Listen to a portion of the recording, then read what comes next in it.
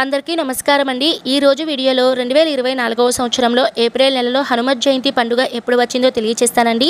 మన పురాణాల ప్రకారం హనుమంతుడు చైత్రశుద్ధ పౌర్ణమి రోజున జన్మించాడు అని అయితే మన పురాణాల ప్రకారం అయితే తెలియచేయడం అయిందండి.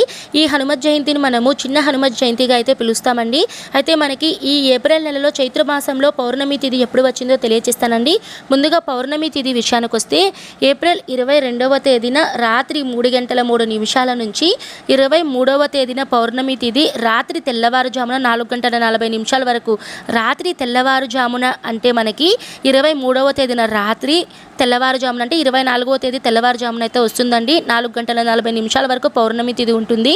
పౌర్ణమి తిథి అంటే సహజంగా మనకి రాత్రి సమయంలో పౌర్ణమి తిథి ఎప్పుడు ఉంటుందో ఆ రోజున మనం పౌర్ణమి తిథిగా పరిగణిస్తాం. కాబట్టి 2024వ సంవత్సరంలో హనుమత్ జయంతి పండుగ మనకి ఏప్రిల్ 23వ తేదీన మంగళవారం అయితే వచ్చిందండి. చాలా విశేషమైన రోజు అండి మంగళవారం.